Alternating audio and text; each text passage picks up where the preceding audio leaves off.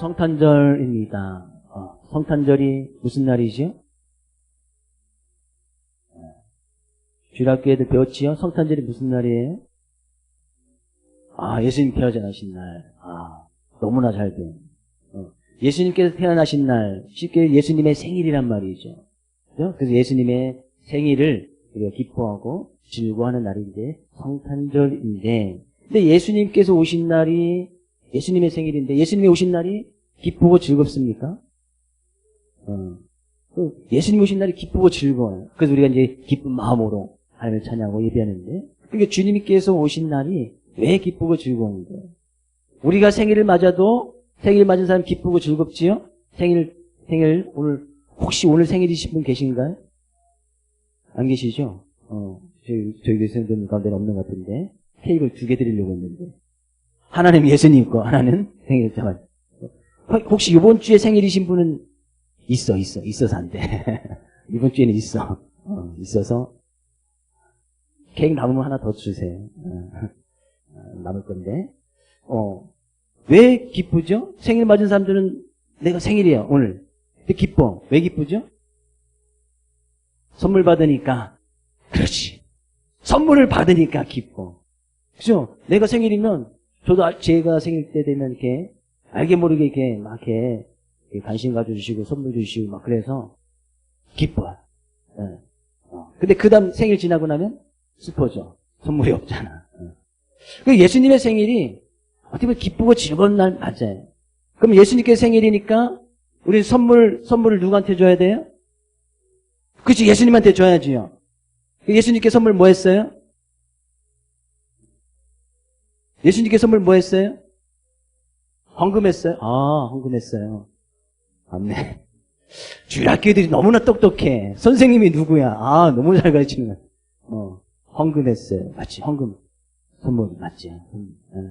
근데 잘 생각해보면요, 주님께서 이 세상에 오신 날 우리가 너무나 기뻐해서 이렇게 감사 예배도 드리고 하는데, 주님께서 이 세상에 오신 이유는요, 어떻게 보면 우리 때문에 오신 거예요. 우리 때문에 오신 거예요. 그래서 우리가 주님 앞에 선물을 드리는 게 너무나 당연하고, 선물을 드려야 하는 것이 뭐 당연한 일이지만, 주님께서는 우리가 아무리 좋은 것을, 우리가 가장 좋은 것을 드린다 할지라도 주님께서는 그것보다 더 큰 선물을 우리에게 주셨어요. 더 큰 선물을 우리에게 주셨어요. 무슨 선물을 주셨을까요? 주님께서 우리를 구원하시는 그 구원의 선물을 주신 거예요. 그러니까 주님께서 이 세상에 오신 것은 곧 우리를 구원하기 위해서. 그래서 그 주님의 이름을 예수라 하고 했잖아요. 예수. 그 예수라는 이름의 뜻이 뭐예요? 저가 자기 백성을 모든 죄에서 구원할 자. 하나님의 모든 백성들을 그들이 지은 죄에서 구원하실 분이란 그 뜻이 바로 예수란 이름이에요. 근데 그 예수님이 오시는 그 장면을 누가복음 1장에 기록하고 있는데, 예수의 어머니가 누구예요? 예수의 어머니가 마리아죠. 아빠는 누구예요? 예수님의 아빠? 하나님. 예수님의 아빠는 하나님. 육체적으로는 엄마가 마리아고, 육체적으로 아빠는 요셉이에요. 근데 예수님의 탄생을 오늘 기록하고 있는데 아주 특이하게 기록을 하고 있어요. 예수님께서 탄생의 모습을 딱, 예수님께서 어떻게 태어나셨는가라는 것을 딱 기록하고 있는데, 이 마리아하고 요셉하고 이제 약혼을 했어요. 약혼. 이제 결혼하기 전에 약혼을 했단 말이죠. 약혼을 하고 이제 이 시간이 지났는데, 약혼하고 나서 어느 날 갑자기 천사 가브리엘이 마리아를 찾아옵니다. 그 마리아를 찾아와서 하는 말이 이런 말을 해줘요. 28절. 그에게 들어가 이르되 은혜를 받은 자여 평안할지어다 주께서 너와 함께 하시도다. 마리아에게 천사가 뜬구름없이 찾아와서 은혜를 받은 자여 평안할지어다, 이렇게 이야기를 주는 거예요. 은혜라는 것이 뭐예요? 은혜라는 것은 여러분 아까도 이야기했지만, 내가 생일인데 내가 생일 때 아무것도 한 것이 없잖아요. 근데 누군가 내 생일을 축하하기 위해서 선물을 막 줘. 값없이 공짜로. 이것이 은혜예요. 은혜. 내가 아무것도 한 것이 없잖아요. 내가 태어난 날, 내가 한 것이 뭐 있어? 오히려 나를 낳게 해주신 부모님이, 어머니가 더 고생을 했지, 내가 한 것은 아무것도 없잖아요. 근데 내 생일을 축하해준다고 엄마가 선물해줘, 아빠가 선물해줘, 삼촌이 선물해줘, 친구들이 선물해줘. 그죠? 이거 내가 어떤 수고도 없고, 내가 대가도 없는데, 그냥 값없이 그냥 막 주는 것이 바로 은혜예요, 은혜. 근데 마리아가, 천사가 찾아와서 은혜를 받은 자요, 이렇게 이야기합니다. 마리아가 뭔 은혜를 받았어요? 마리아가 은혜를 받은 것이 하나님께서 함께 하신다고 이야기했는데, 마리아가 약혼한 상태에서 임신이 된 거예요. 결혼을 안 했는데 임신이 된 거야. 근데 이것이 은혜라는 거예요. 마리아 입장에서 생각해 볼까요? 마리아는 당시에 지금도 사회적인 분위기가 조금 완화되긴 했지만 결혼 안 한 사람이 결혼 안 한 여자가 임신을 했어. 그러면 그 당시에는 사람들이 돌을 던져서 그 여자를 죽여도 합법적인 거였어요. 지금은 어떠죠? 결혼 안 한 여자가 임신을 하면은 어떻게 되죠? 아무렇지도 않죠? 그렇죠? 결혼 안 한 여자가 임신을 했어. 그 사람들이 막 돌을 던져서 그 여자를 죽이면 어떻게 돼요? 다 살인죄 감옥에 다 가는 거예요. 성경대로 한다고, 그죠? 결혼 안 한 여자가 임신했으면 가서 막 돌을 던져서 죽이면 큰일 나요. 지금은. 근데 당시에는 결혼 안 한 여자가 임신했다. 그것이 사실이 알려지면 사람들이 저 여자 정말 더럽게 생각하고 사람처럼 취급하지 않아서 사람들이 돌을 던져서 그 여자를 죽여도 사회적으로 다 그것이 인정되어지는, 그것이 법적으로 전혀 문제가 되지 않는 그런 시대였어요. 근데 마리아 입장에서 그것이 은혜를 입었다는 거예요. 아까 은혜는 뭐라고 했어요? 내가 뭐 한 것이 없는데 값없이 공짜로 준 거, 그래서 그것이 너무나 기뻐. 그것이 은혜거든요. 근데 처녀의 입장에서 자기가 뜻하지 않았어. 수고하지 않았어. 근데 선물이라고 천사가 나타나서 은혜를 받았다 해서 선물을 줬는데 결혼하지 않은 자기가 임신이 됐다는 거예요. 선물 맞아요? 그 은혜 맞아요? 사람들이 나 결혼 안 했는데 임신이 된 사실이 알려졌어. 그럼 사람들이 어떻게 했어요? 돌을 들어서 막 마리아를 던져서 그 여자를 죽이겠죠? 은혜 받은 것이 아니잖아요. 마리아 입장에서 보면 선물도 아니야. 이거 뭐 나 죽이려고 하는 건가? 아니, 이거 내가 결혼도 안 했는데 처녀의 입장인데 임신이 됐다는 사실이 알려지면 그 약혼했던 이 요셉은 또 어떻겠어요? 앞으로 뭐 다른 여자와 만나서 또 결혼을 할 수 있겠어요? 사회적으로 뭐 지탄이 받을 것이고 손가락질 받을 것이고 또 마리아도 마찬가지일 거 아니겠어요? 그래서 나중에 뭐 뒷부분에서는 남편 요셉이 이거 사실 알고 그냥 마리아를 조용히 그냥 보내려고, 우리 그냥 안 만났던 사람이라고 하자고 이렇게 마리아를 보내려고 한 적도 뒷부분에 있었습니다. 마리아 입장에서 보면 전혀 은혜가 아니야. 선물도 아니야. 왜? 자기는 돌에 맞아 죽을 수 있으니까. 그러니까 은혜를 받은 자여 하면서 평안할지어다. 아니 내가 처녀에서 임신했으면 얼마나 무섭고 두렵겠습니까? 돌에 맞아 죽어야 되고 사람들을 손가락질 받아야 되고 자기 가정 앞으로는 이 마리아가 어느 누구를 만나서 결혼도 못할 것이고 당시의 풍습은 그랬단 말이에요. 천사가 계속해서 이야기합니다. 마리아여 무서워 말라, 내가 하나님의 은혜를 입었느니라. 마리아가 얼마나 무섭고 두렵겠어요. 죽을 수도 있는데. 천사가 또 이야기하는 거예요. 무서워하지 말라, 내가 하나님의 은혜를 입었다. 마리아는 왜 자꾸 천사가 하나님의 은혜를 입었다, 하나님의 은혜를 입었다고 두 번이나 또 이야기합니까? 마리아 입장에서는 그것이 은혜가 아니었기 때문에. 선물도 줄 때 내가 원하는 것을 주면은 그게 좋겠지요. 근데 누가 선물을 주는데 내가 전혀 싫어하는 것을 줘. 누가 선물 박스를 주는데 거기에 똥을 담아줬어. 좋을까요? 안 좋을까요? 안 좋겠지. 마리아 입장에서 그런 거예요. 은혜라고 자꾸 이야기하는데 자기는 은혜가 아니야. 선물이 아니야. 나 뭐 거기에는 선물이라고 은혜라고 딱 준 것이 거의 이제 돌에 맞아 죽을 수 있는 죽음이 거기 딱 있는 거예요. 그러니까 마리아가 얼마나 무섭고 두렵겠어요. 전사가 이야기하는 거예요. 무서워 말라. 두려워 말라. 내가 하나님의 은혜를 입었고 내가 잉태해서 아들을 낳을 것인데 그 이름을 예수라 하라. 예수. 마리아 입장에서는 정말 세상적인 말로 미치고 환장을 노리신 거예요. 아니 결혼도 안 한 내가 임신을 해서 아들을 낳는다고? 어떻게 그 임신이 가능하지? 뭐 마리아 입장에 그것도 이제 상상조차도 되지 아니하고 또 행여나 임신을 했다 한들 자기는 사회적인 지탄이 될 것이고 돌에 맞아 죽을 것인데 그것을 어떻게 받아들여야 할지 마리아는 알 수가 없었던 거예요. 성령이 예수님께서 잉태하신 모습은 성령님께서 잉태하게끔 하셨다고 이야기했습니다. 이것은 과학적으로나 의학적으로는 도저히 증명이 불가능해요. 여러분 뭐 학교에서 공부를 하셨지만 수학 공부를 하면 딱 증명이 되잖아요. 딱 정확히 증거가 된단 말이죠. 문제가 있으면 분명히 답이 있단 말이에요. 근데 성령으로 해서 마리아가 결혼도 안 했는데 남자를 전혀 알지 못하는데 임신이 됐다? 이것은 과학적으로 증명이 안 돼. 의학적으로도 이게 불가능한 거야. 이게 될 수가 없는 일이란 말이죠. 남자를 알아야 뭐 아이들이 있어서 좀 그런데 그죠? 남자와 결혼을 해야 그렇게 또 이야기하면 또 이해 못할 것이고 결혼 안 해도 뭐 임신하는 사람 많으니까 그죠? 요즘은 여자 혼자도 애를 가져서 나도 혼자 기르는 사람들도 있더라고요. 결혼 안 하고도. 그렇죠? 그런데 TV에 여전히 이렇게 방송이 잘 나오고 활동을 잘 하고 있어요. 근데 사회적으로 근데 그것이 전혀 문제가 되지 않는 그런 시대에 살고 있습니다.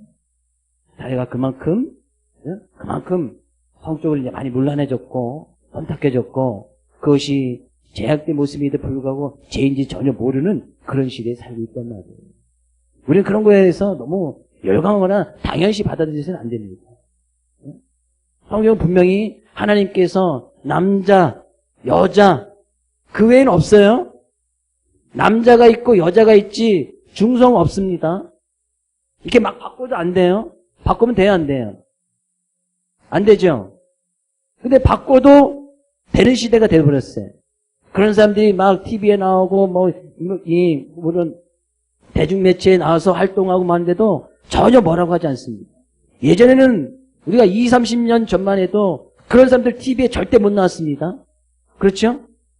TV에 남자와 여자가 뽀뽀하는 장면도 30년 전에 방송이 안 됐어요. 그렇죠? 30년 전에 TV가 없으셨나? 30년 절대 방송이 안 됐어요. 사회적으로 문란하다고. 근데 지금 어때요? 전혀 문제가 되지 않아요. 뽀뽀하는 건 문제가 되지 않잖아요. 이렇게 아이들이까지 있어서. 이게 뭐 더 심한 것까지도 하는데도 전혀 문제가 되지 않아요. 그만큼 사람들이 죄에 대해서 둔감해졌고 죄인들을 모르는 그런 시대에 살고 있다. 하나님께서 남자, 여자 그 외에는 없습니다.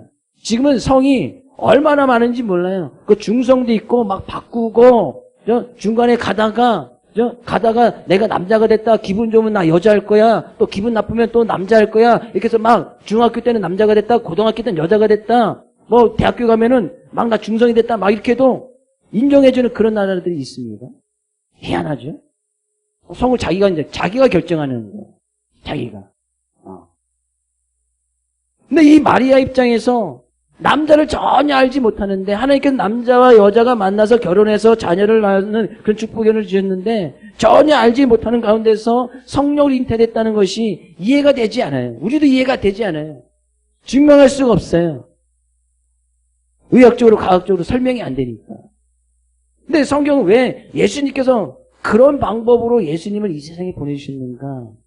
그것이 바로 우리들 때문이에요. 우리 때문에. 왜요?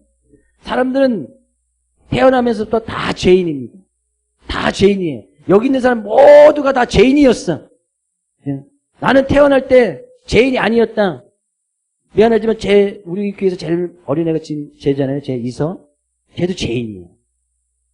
근데 쟤 보고 누가 너 나쁜 애야, 죄인이야. 저렇게 이쁘고 귀여운데? 그죠? 그렇게 이해가 해서 아무도 없잖아요. 누가 쟤를 보면서 너 죄인이야, 너 나쁜 애야. 이렇게 이야기했으면 누가 있어요? 우리 아이들한테도 너 죄인이야, 너 나쁜, 아니야, 니네들한테 하는 게 아니야. 이쪽에다 대고 해야지. 이쪽에. 죄인이야, 나쁜 사람들이야. 애들한테 못하죠. 근데 미안하지만 죄들 마찬가지.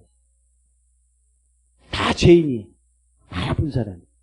근데 예수님께서 만약에 사람들은 태어날 때부터 다 죄인이고 나쁜 모습으로 태어나는데 예수님께서 우리들이 태어나는 것처럼 똑같이 남자, 여자 결혼해서 요셉과 마리아가 결혼해서 거기서 예수님이 태어났다면 예수님도 태어날 때 죄인된 모습으로 태어나는 거예요. 죄를 갖고 태어난단 말이죠. 근데 예수님께서 우리를 구원하게, 죄 있는 우리를 구원하기 위해서는 죄가 없는 모습으로 오셔야 우리를 구원하실 수 있었단 말이에요. 그래서 예수님께서 아주 특별한 방법으로, 이건 하나님의 능력, 거기서 이제 말씀은 하나님의 권능을 입어서, 하나님의 능력. 하나님께서는 못하실 일이 없으시니까, 하나님께서 성령을 통해서 마리아의 몸을 그냥 빌린 거고, 남자를 전혀 알지 못하는 상태에서 예수님이 잉태되었고, 예수님이 태어났단 말이죠. 그래서 예수님과 우리와 다른 점은 딱 한 가지.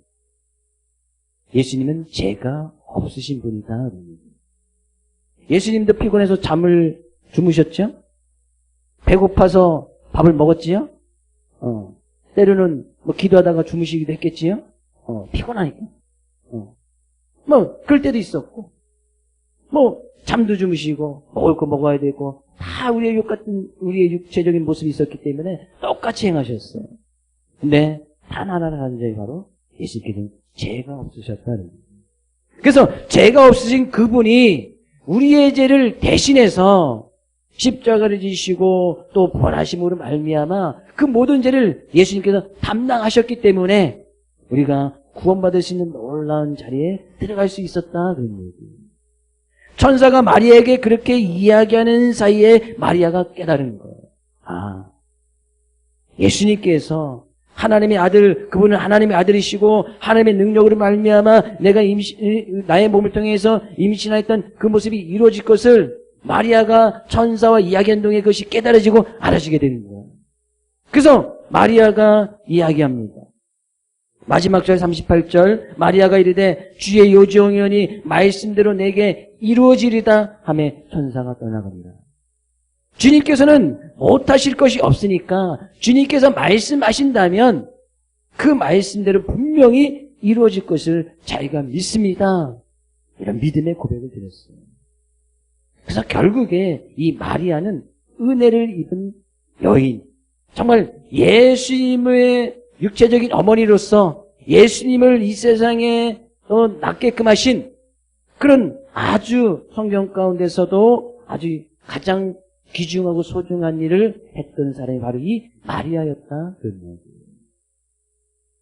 그만큼 이 마리아는 은혜를 받기에 충분한 여인이 되었습니다. 왜? 그렇게 말씀하실 때 자기는 이해가 되지 아니하고 그것이 일어날 것을 갖다 알지도 못하는 그런 가운데서도 이 마리아는 말씀대로 이루어질 줄 믿습니다.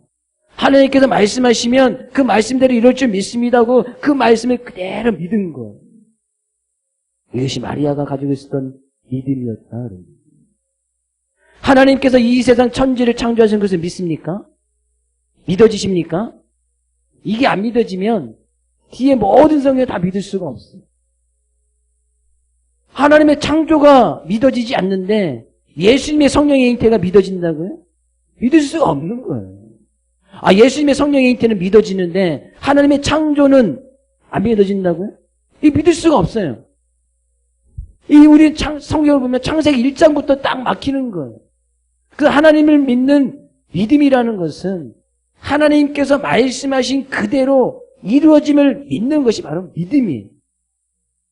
하나님께서 성령을 통해서 잉태되어졌다. 그것을 믿는 것이 믿음이에요. 마리아는 그 믿음을 가지고 있었던 거예요. 그래서 은혜를 받기에 충분한 여인이 되어졌더라. 성탄절 우리가 감사 예배를 드리면서 저는 우리 이 시간 예배드리는 우리 모든 성도들이 다 그런 믿음이 있었으면 좋겠습니다. 하나님께서 말씀하시면 말씀대로 이루어짐을 믿는 그 믿음의 소유자가 될 수 있기를 주의 이름으로 축복을 드립니다. 창조의 사건이 믿어지고 하나님께서 남자가 여자를 지은 것을 믿어지고 주님께서 우리를 죄악 가운데서 구원하시기 위해서 이 세상에 오심을 믿어지고 예수님께서 우리의 죄를 위해서 십자가를 지심을 믿어지고 예수님께서 십자가를 지시고 3일 만에 부활하심을 믿어지고 이게 뭐 믿어질 수밖에 없는 그런 믿음. 그 주님은 다시 이 세상에 재림하여 올 것이고 대답이 없으세요? 그분 다시 이 세상에 재림할 것이고 믿어지십니까? 그때는 우리가 하나님의 심판대 앞에 설 것이고 그때는 예수 믿는 사람들에게는 영생의 부활, 생명의 부활이 있을 것이고 예수 믿지 않는 사람들에게는 심판의 부활이 있음이 믿어지고 말씀대로 믿어지는 거 아니겠어요? 그렇게 이 마리아는 은혜를 받기에 충분한 여인이 되어졌다. 저는 우리 모든 사랑하는 성도님들이 이 시간 함께 예배드리는 모든 성도님들이 그 믿음의 모습, 그래서 내가 전혀 생각하지 않고 뜻하지 않았지만 그런 구원의 놀라운 은혜를 허락해 주신 그 전적인 주님의 은혜거든요. 내가 주님 앞에 무언가를 드렸기 때문에 하나님께서 우리에게 구원을 주신 것이 아닙니다. 하나님께서 이미 창세 전에 우리를 택하여서 이 세상에 보내주셨고 우리를 구원받기에 그 자리에서 우리를 불러내주신 거예요. 하나님의 자녀 삼아주셨다는 거예요. 이것이 전적인 주님의 은혜라는 거예요.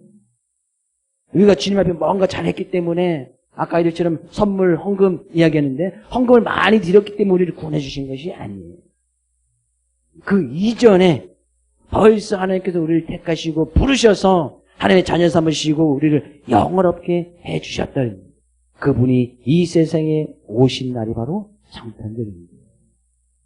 성탄절에 대한 그런 믿음, 귀한 믿음, 하나님의 말씀대로 이루어질 것은 그 믿음을 가지고 하나님은 전지전능하신 하나님이시니 그 하나님을 늘 의지하고 올 한해도 마지막 우리가 이제 성탄절과 감사하기 마지막 주일입니다. 마지막 주일이에요. 다음 주일은 이제 1월 1일 2023년이 시작되어지는데 올 한해 그런 귀한 믿음의 모습으로 살아왔다면 2023년도 하나님께서 우리에게 분명히 허락해 주실 텐데 그때도 귀하고 복된 믿음을 가지고 말씀대로 믿고 말씀대로 행하고 말씀대로 우리의 삶의 모습을 통하여 하나님께 영광 올려 드러나갈 수 있는 우리 모든 성도님 될 수 있기를 주의 이름으로 축복을 드립니다.